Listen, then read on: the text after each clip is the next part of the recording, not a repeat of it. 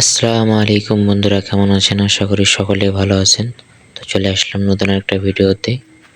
তো আজকে চলে এসেছি কলার বাগানে। তো দেখতে পাচ্ছেন প্রতি গাছে গাছে কলা ঝুলে আছে। এটা মূলত সাগর কলা। সাগর কলা ভালো ফলন ভালো হয়, কলা অনেক বড় বড় হয়।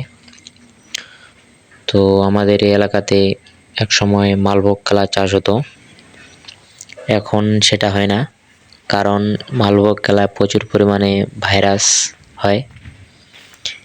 ভাইরাসের কারণে মানুষ এখন সাগর কলার দিকে যাচ্ছে, কারণ সাগর কলা শতে একটা কি দুইটা এরকম ভাইরাস হয়, কিন্তু মালভোগ কলায় একবার ভাইরাস ধরলে সমস্ত বাগান শেষ হয়ে যায়। সেজন্য আমাদের এলাকাতে এখন কলা চাষ করতেছে। কলা চাষ একটি লাভজনক কৃষি, লাভজনক অনেক। তো দেখতে পাচ্ছেন ভিডিওতে কিন্তু কলাগুলো অনেক ছোট দেখাচ্ছে, কিন্তু কলাগুলো অনেক বড় বড় সাইজের কলা। কলাতে সাধারণত 1 বিঘা জমিতে 50,000 থেকে 60,000 টাকা খরচা হয়, আর 1 বিঘা জমি থেকে কলা মোটামুটি 4 থেকে 5 লক্ষ টাকা বিক্রি হয়। কলা অত্যন্ত লাভজনক, তাই দেরি না করে সবাই কলা চাষ করুন।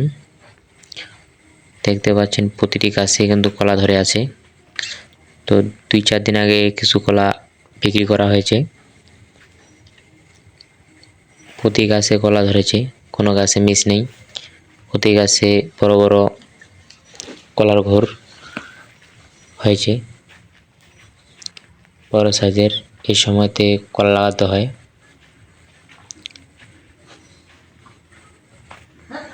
জুলাই আগস্ট মাসে, আগস্ট অথবা সেপ্টেম্বর মাসে কলার চারা রোপণ করা হয়।